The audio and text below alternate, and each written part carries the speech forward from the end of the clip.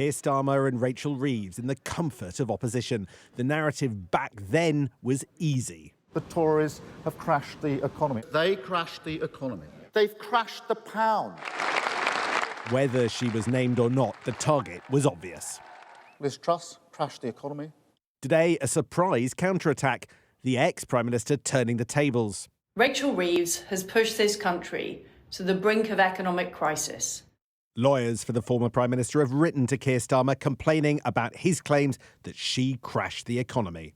Of those claims, the letter says, their publication is not only extremely damaging, but also grossly defamatory and indefensible. Repetition by you of the defamatory statement has caused serious harm to our client's reputation, and calls on the current Prime Minister to immediately cease and desist. There is a significantly greater challenge to the government's economic narrative unfolding. Rising borrowing costs, the pound falling to its lowest level in a year, and whether Rachel Reeves will have to squeeze public services more as a result. Now, it's the Tories on the front foot. In the last 48 hours, borrowing costs have reached a 27-year high. And it is the Chancellor's decisions that have led us here.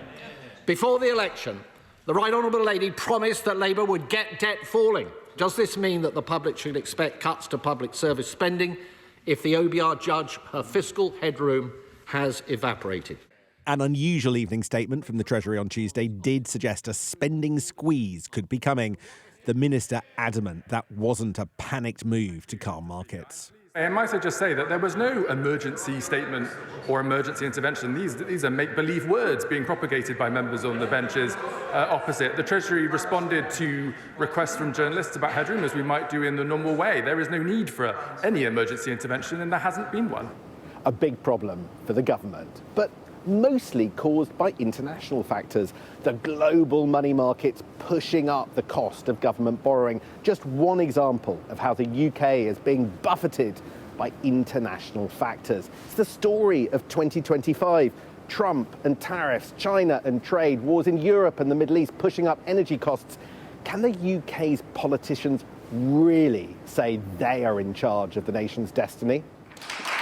That was the mission of Foreign Secretary David Lammy today, outlining the government's foreign policy plan for an unstable world and an unstable president. I call our new approach progressive realism, taking the world as it is, not as we would wish it to be, advancing progressive ends by realist means.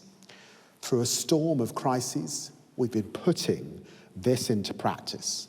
With the United States, our closest ally, progressive realism means strengthening our friendship with both sides of the aisle. Rebuilding ties with China is part of the plan too. The Prime Minister met President Xi before Christmas. The Chancellor flies to Beijing tonight on the hunt for investment. The government needs results fast. Sam Coates, Sky News, Westminster.